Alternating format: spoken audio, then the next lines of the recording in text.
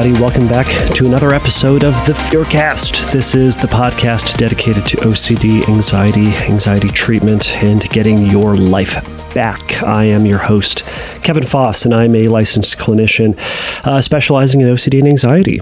So I hope everybody out there is doing well, is trying to stay safe, is staying inside, is working on flattening the curve, as they say. These are terms that we did not use but 4 weeks ago. 3 weeks ago, we didn't use these terms. You and I never talked about social distancing. Have you ever heard the term social distancing? No. But now, these are terms that we are never going to forget. This is a really weird time. And everybody, it's a historic time. This is going to be one of those times for all of us who are living through this, going through this. We will talk about this in 30, 40 years. They will likely study this in 50 or 60 years. And people, our grandkids will want to wonder what it was like to go through the pandemic of 2020. I'll certainly say it's also been weird for me. As a therapist, I'm noticing, and I'm talking with some of my colleagues about how our perspective is changing, how our practices are changing, how our exposures are changing. Since our world is in a bit of a topsy-turvy right now and everything is in question, all of us, every single one of us, are dealing with uncertainty. Everyone here, everyone that you've ever talked to right now is dealing with, well, what's going to happen next?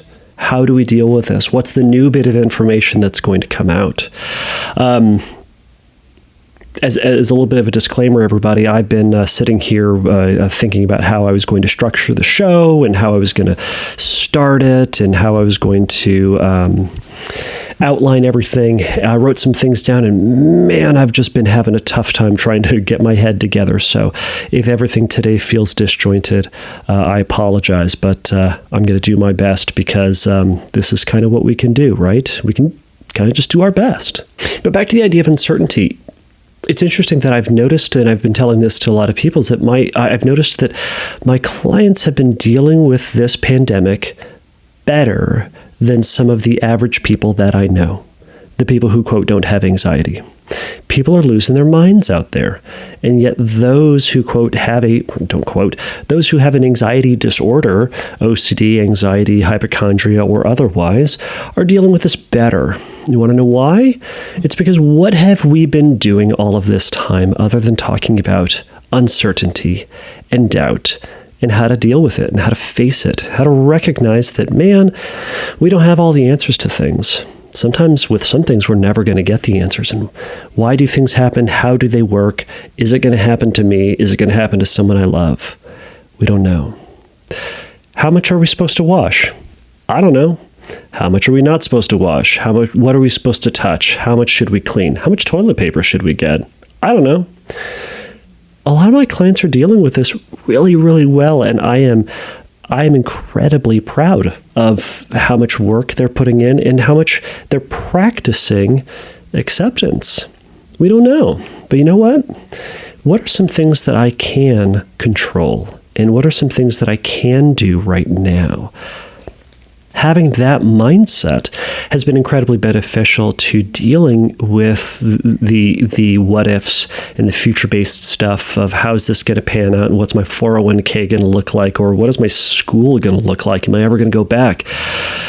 Is my college even going to be open? If I'm a high school senior and I got accepted into wherever, is that college even going to be there? Is it going to be open in the fall? I don't know. Is my business still going to be there? I don't know. It's scary. And if you're scared, that's okay. We're all in this same boat together. Something to notice as well in all of this is that there can be a time when the feelings of urgency drops off. Our attention to detail, our concern for others isn't quite as intense and acute as it is right now. Now, if we were talking about this from a exposure perspective, wouldn't that be the goal? To not feel as stressed as we are. But sometimes it can impact the way that we think about ourselves, and we apply this judgment to ourselves. Because Let's be honest, in society, we've all agreed that we're supposed to be altruistic. We're supposed to care for each other's feelings and needs and desires. Right? That's what good people do. And I'm a good person, so I should care about your needs and desires, right? Right. But in a time of crisis, well, I'm also going to think about myself. Fight or flight, right? It's fight or flight for me, not for that person. If a bear is coming to me and I get fight or flight, I don't care about the bear's feelings. I want to punch the bear in his stupid bear face, or I want to run so he doesn't eat my stupid face. Either one, I'm thinking about me and my survival. And in times of tragedy, like we're in right now, in times of panic, we think about our safety, the safety of our loved ones, the safety of our business, and we naturally think about ourselves. So where's the balance? What do we do with that? How do we go back and forth between caring for ourselves and caring for other people? If you're in this place, accept that you care about both. This, like everything else, is not black and white. Deep down, likely speaking, we all do care about other people and we care about ourselves. It's natural. You're not selfish for thinking about you or your feelings or trying to do what you can to take care of yourself. The classic example, if you were in an airplane, if there was turbulence and craziness happened and the mask fell out of the ceiling, what do they say? Put the mask on yourself first before you put it on your child.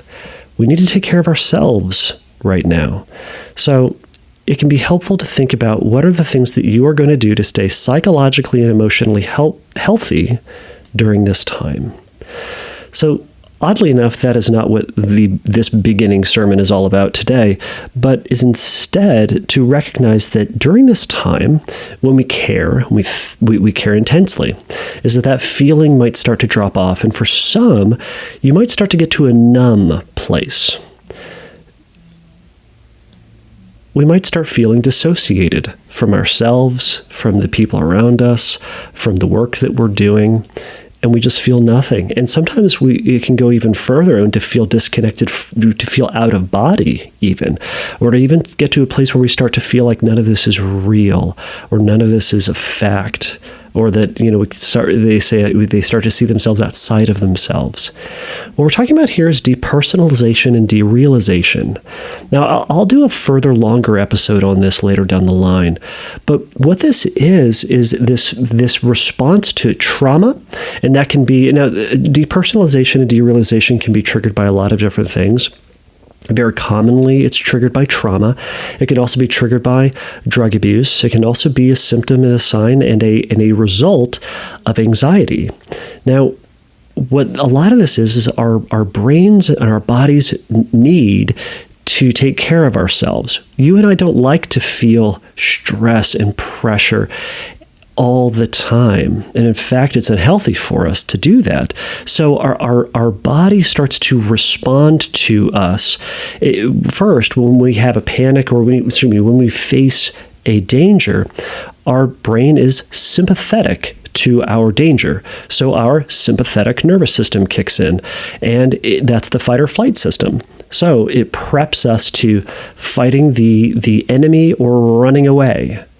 Now, after a long period of time, our parasympathetic nervous system kicks in and starts to undo and roll back the physiological changes that had just happened with the sympathetic nervous system. Now, when we ride up and rev up really high for a long period of time, that can be overwhelming to us. So to protect us both psychologically and emotionally, a natural response that our brain and body does is depersonalization and sometimes derealization. It can cause this question: do I care? Do I still care for other people? Am I a bad person? Am I heartless? What does it say about me that I feel this way? Now, first off, depersonalization and derealization can be its own obsession and terror in and of itself. And again, we'll talk about that in another episode. But what I'd encourage folks to do during this time is if you start to get to that place where your panic and your focus and care for yourself or for other people starts to come down, resist the urge to judge yourself for it. You're not bad because you don't feel something. You don't feel that incredible empathy and sympathy for people around us. You don't feel so strongly for other people. That's okay. We're not bad people. And you're also not a sociopath just because you don't feel that. There's some of those people out there I'm talking to. There are some people out there who will have that thought that they don't feel that empathy for their loved ones or their neighbors or the people they see on the news, so they must be a sociopath. You're not. You're likely not. You're not. We can also resist the urge to judge ourselves for expressing interest in this, for watching the news. This is, as I mentioned at the top of the show, this is a historic time, or an historic time.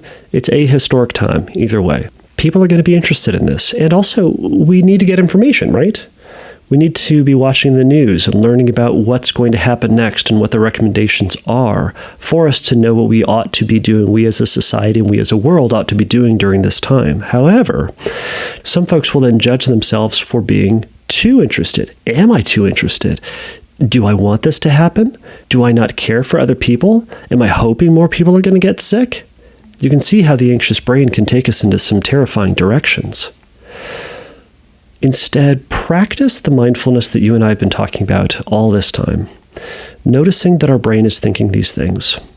And also, if you don't make it to the very, very end of the show, I've ended pretty much every single episode with this phrase: take a risk, challenge yourself, and don't take your brain too seriously.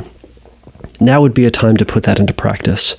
Let's not take our brain too seriously right now. When our brain is giving us thoughts and our anxiety is telling us that we are one thing or we are not another thing, we need to take a step back from it and recognize that for right now, those are just thoughts and feelings. They're not who it is that we are, especially because a lot of times those thoughts don't really reflect who it is that we are. And from an ACT perspective, notice the language in there. I'm a bad person. I am a bad person. First off, the language is wrong. We're not a bad person.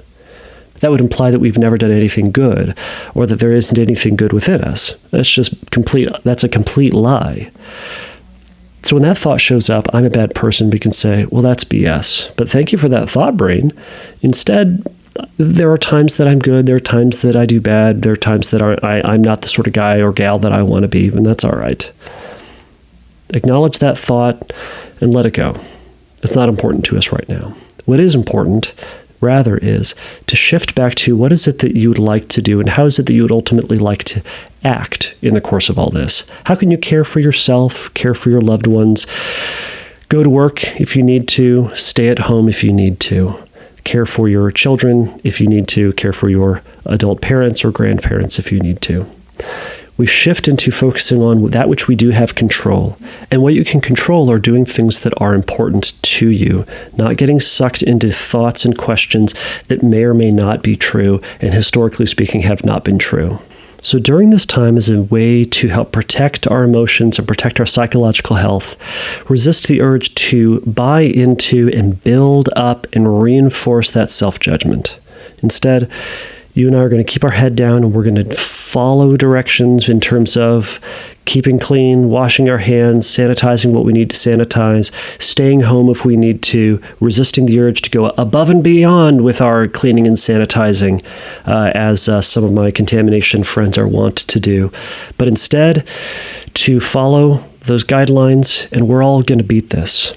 And during this time, shift our focus into things that we value and we care about and are important to us and are in our best interest. So we're going to get on to a question now, but thank you all for this little mini sermon, and let's get on with the show.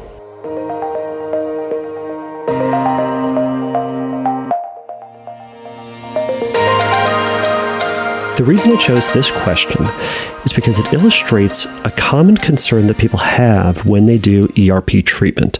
one of those main concerns is what happens if I do treatment, engage my fear, and do what my therapist sometimes asks, which is to agree with my thoughts.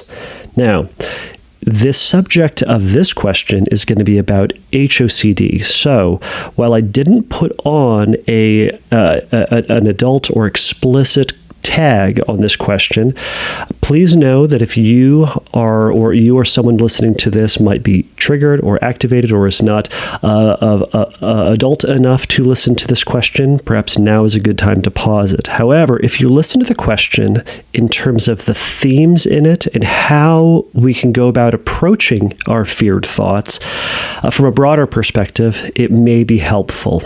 So this is my little warning just before we jump into it. Now, it's not going to be as sexually explicit as perhaps this tag or this warning I'm giving now would make you think, but I'm going to put that out there in advance. All right. So this question comes from Larry. Larry says, I found that my mind can feel amused or enjoys certain thoughts that I never even considered as things or behaviors I'd like to do and that are totally in disagreement with how I viewed myself and my historical sexual interests and behaviors. It's painful and frustrating, but when I do ERP, if I get aroused or, quote, enjoy a thought, he put aroused in quotes too, my mind starts telling me that it's denial or faking, quote, faking, if I'm just agreeing with the thought and feelings instead of its reality. That is, if for exposure I'm thinking in the most realistic way about wanting to do something that triggers me, and on top of that I get to enjoying the thought, shouldn't I just agree with its reality too? Yes, I actually want it. Yes, this is my sexuality and my sexual interests. My therapist keeps telling me to just agree with what's happening, the thoughts and sensations. Agreeing with that is not agreeing with the reality of it, but it's so hard for me to grasp. I'll take it to an extreme just for the sake of example. Let's say that I'm actually gay, but I also have OCD about being gay. So unfortunately, and as unlikely as it may sound, I'm discovering I'm gay through therapy. In this case, when I do ERP, would you recommend that I only agree with the thoughts and sensations without necessarily agreeing with its reality, and only when I'm done with ERP and when I'm more tolerant of the anxiety, will I be able to decide, okay, this is me and this is what I want? Basically, what I'm asking is this. During ERP, is there any case in which you agree with the reality of the thoughts, feelings, and sensations? It's painful to the point where I can't even think I would like to eat a hamburger or go out and play basketball because my mind automatically checks with the feelings of wanting to do whatever it is to compare it to my unwanted thoughts when I'm doing ERP of wanting to do a certain sexual scenario. And if I somehow discover that they feel the same, I'll get triggered and stop doing ERP. Not to mention how illogical it is that the wanting to eat and wanting sex can feel, quote, feel the same and mean the same. But my mind just doesn't care. He adds at the end of the email, by the way, discovering I desire and have intentions to act on my thoughts would be my core fear.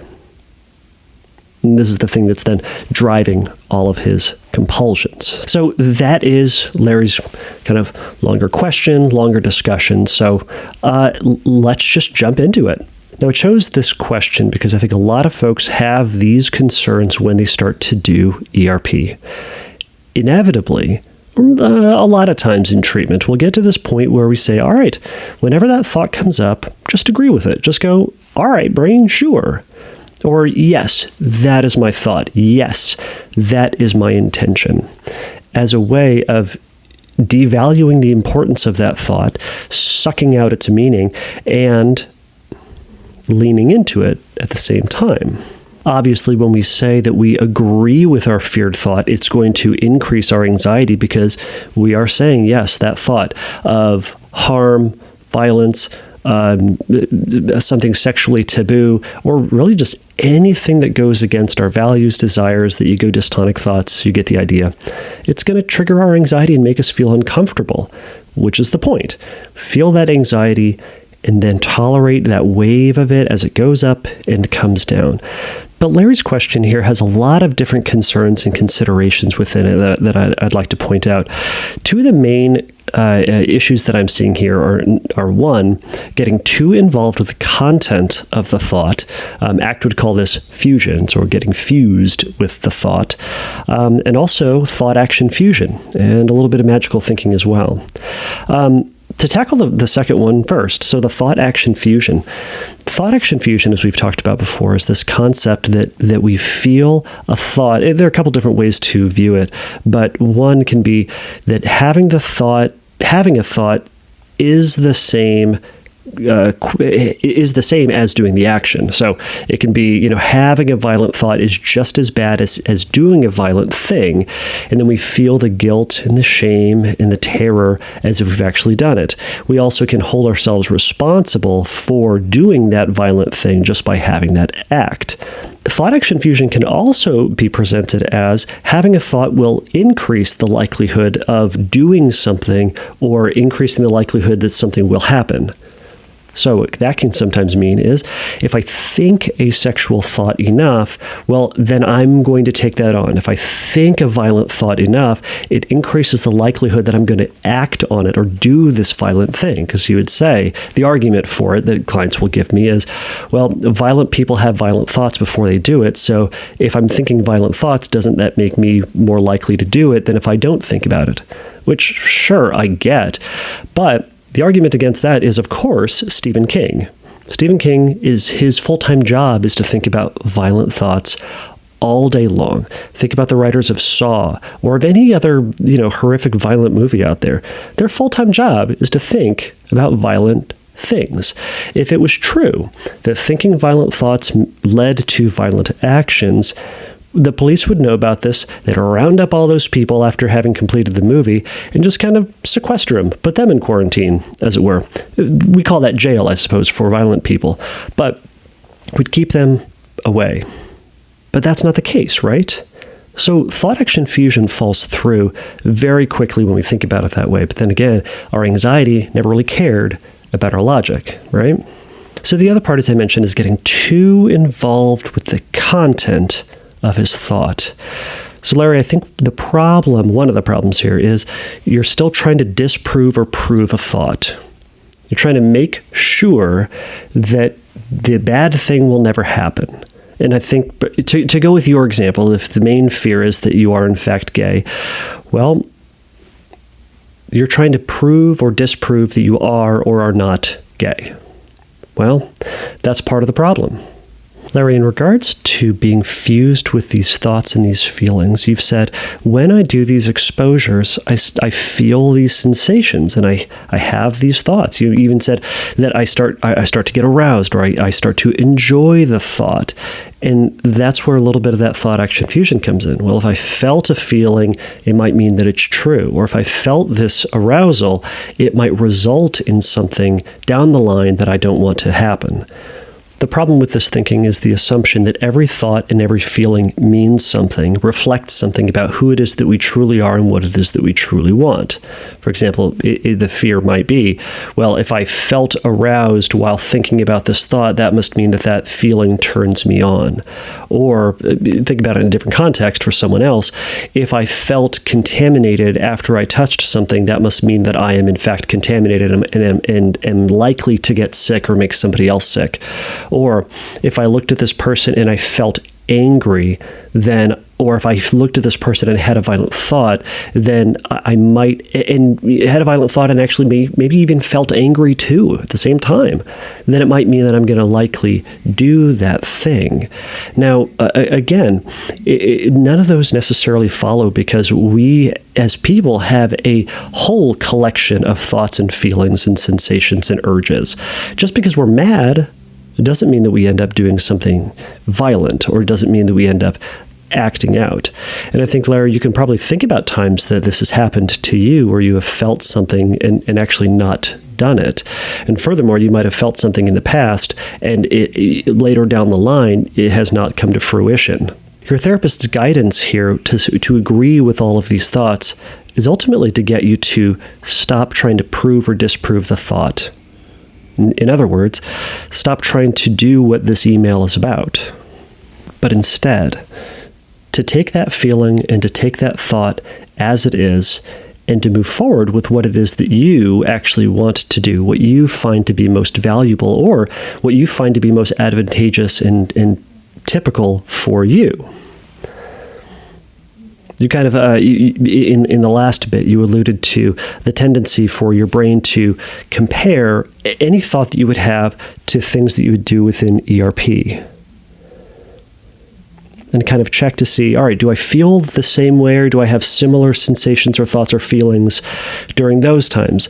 And it's kind of like that idea that, well, if I feel something that's similar to a time when I've genuinely wanted to feel something, well, then therefore they must be the same.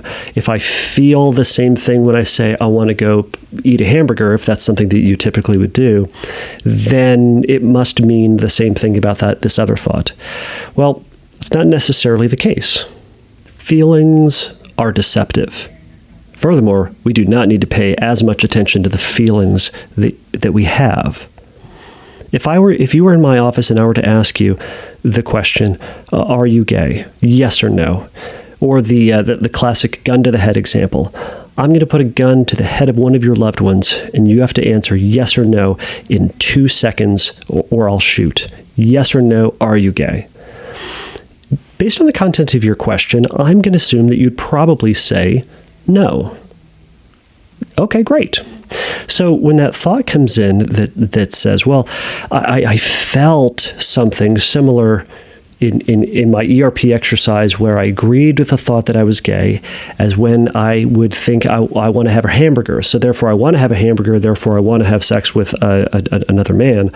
In this case, we are overvaluing the importance of feelings, overvaluing the importance of unwanted, intrusive thoughts, and saying any thought or feeling that I get is important. And all of them I need to follow through on and do something about. Back to that core fear that you'll discover that you actually desire and have intentions to act on the thoughts if you were to kind of keep thinking about it, or just to discover that you were to actually have those thoughts. I get then the worry that, as you said, if I keep thinking about the most realistic way possible about wanting to do something that triggers me, and on top of that you might actually enjoy the thought or enjoy the feeling, then shouldn't you just agree with the reality too? That yes, I actually want it, and yes, this is actually my sexuality and sexual interests. I can imagine that would be scary, right? But that's part of the uncertainty of it. That's part of accepting the fear of it. You're saying, oh no, if I actually agree with it, boy, then it's going to be true. And boy, then everything in my feared thought is going to be a reality. That's not necessarily true. That's not how that works, really. It's that in facing that uncertainty, we're going to see what truth shakes out. That's the scary part of all of this. I would have you consider, what's your feared expectation? What's going to happen if you agree with it? Is that fear going to happen? You've already said, and I'm also going to assume, that your feared expectation is, Kevin, if I keep having this thought, if I keep feeling this, and if I keep thinking in just this way, I'm going to fully discover this is who it is that I am. Great. Let's go find out. Let's go find out. He said, if I keep thinking about this in the most realistic way, then this is what's going to happen. Great, let's go do that. Think about it in the most realistic way. Agree with it. Say, yeah, that is what I actually want. Yeah, that is my sexuality and my sexual interests. And we'll see what comes of it. We'll see if down the road you actually are gay. But the question is also, within all these exposures, is what do you think is going to happen, and when are we going to know it? How long do you have to think these thoughts before you discover that they're real? Do you have to think about them for an hour? Do you have to think about them for a day? Do you have to think about them for 10 days straight before they just snap and they become true? Which one? And then we're going to do that, and we're going to do just a little bit over that, so we ensure that it's actually going to happen. And we'll see what happens. Now, we're also illustrating in this, and I think this is the most important thing, that you can handle that uncertainty, that you can handle that discomfort. Now, of course, we're drawing a little bit of a separation here between mindful acceptance and exposure and response prevention. Remember, the goal of exposure and response prevention, or the task within it, is to lean into the fear while resisting any compulsive behaviors that would otherwise undo or help you to avoid feeling bad, right? That's not necessarily the point of ACT or mindfulness. The point of mindfulness is to accept whatever anxiety happens to be there, however it is in the moment. Now, you would still also not do exposures in that, but the goal of that is to say, this is going to feel uncomfortable. These thoughts feel uncomfortable, but that's okay. I'm going to do that. I'm going to give myself permission to have this thought, say this saying, and feel this feeling. And what that does, by giving yourself permission, you're developing what ACT calls psychological flexibility. It means being fluid with what thoughts can and cannot come into your mind. You're basically opening the floodgates and saying, whatever can come in is allowed to. I'm going to roll with it. I'm flexible, meaning I don't have a firm, rigid mindset of what can and cannot come in. When we do that and set these arbitrary rules for ourselves, your brain doesn't really care, and it's then likely going to give you the thing that you don't want to think about. That's the way our brain sort of works. It doesn't like borders and barriers and limits.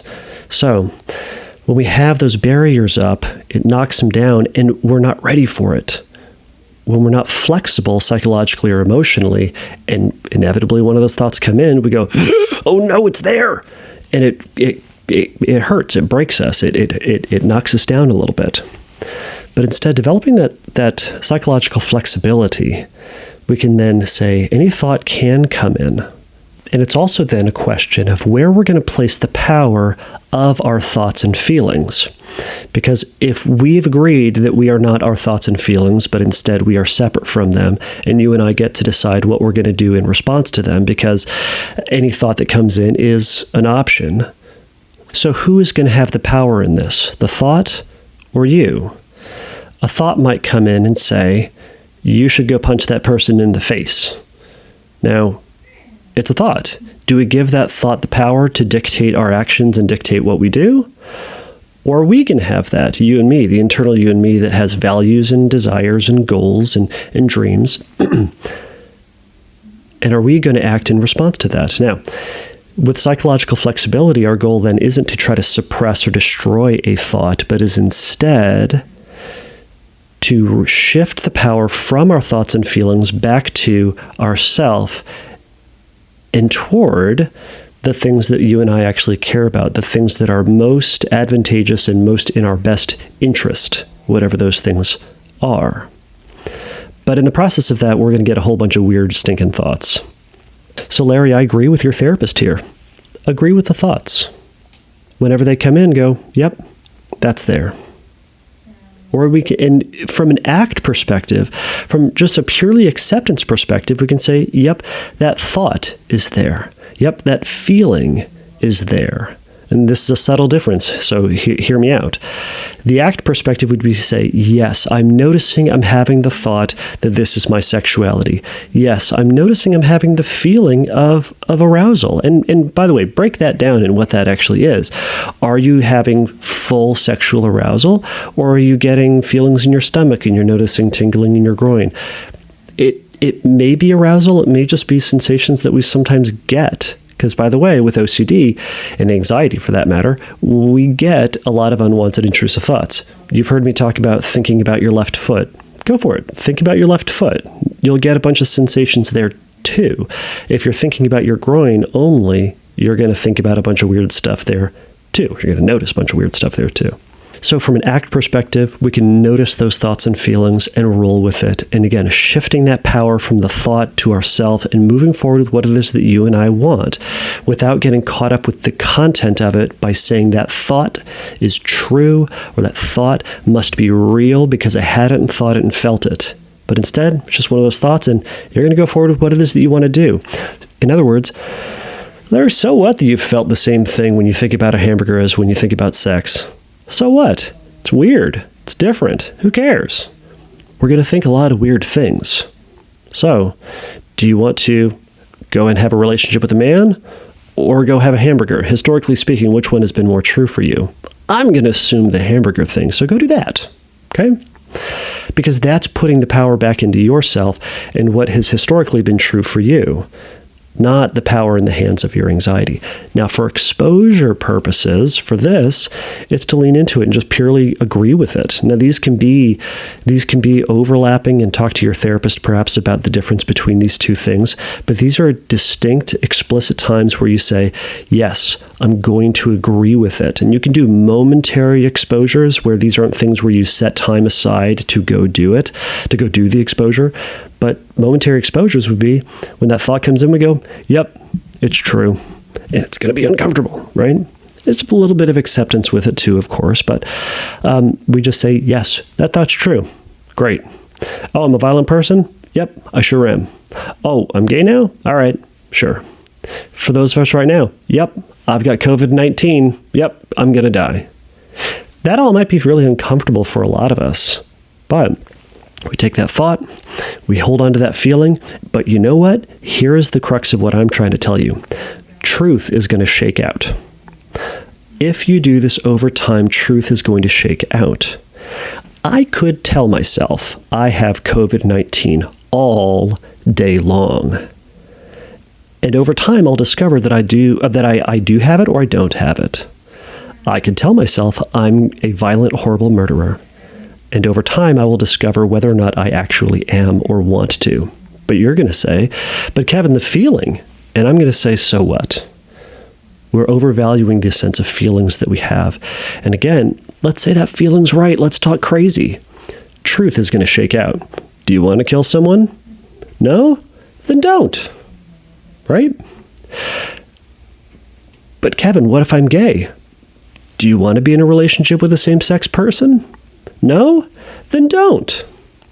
I know it sounds simplistic, but it's to lean into that fear. And you and I are going to see how truth shakes out through all of this. But in the course of doing that, we have to lean into that fear and accept what's there and to tolerate it and to get through it. This is the most important thing, to realize that you can handle that sense of uncertainty and fear. Because your uncertainty here has been, well, what if I discover that I actually desire and have intentions to act on it? Well, discover that I desire to have intentions to act on it is a future-based thing. That's you will discover it. Great. It may be in 5 minutes, it may be in 5 years, it may be 5 minutes from never. But we're going to wait. We're going to agree with that thought, and we're going to go forward and say, yep, that thought is there, but what else can I do today? Instead of worrying about or trying to fix or solve the truthfulness or falseness of this thought or this feeling, but to accept and be flexible with the sometimes weird experiences that you and I will get, the incongruous, out of sync, atypical experiences that you and I have. So, Larry, I hope this answers your question. And for other listeners out there, I hope this helped give you a little bit of insight into how you can approach some of your fears, seeing it within the context of someone else's theme. So, Larry, again, thank you so much for your question. All right, everybody, you made it through that episode of the Fearcast. We made it through. Again, everybody, I hope you are all staying safe, and I hope you are all doing the best that you can to keep your head above water. I know that I am slightly going crazy, being locked down since of my lung issues. I'm basically going from the office and home and back. That's it. So I've only done this for about a week and a half. I think I'm going to lose it. So, podcast might get a little weird, but we're going to do our best.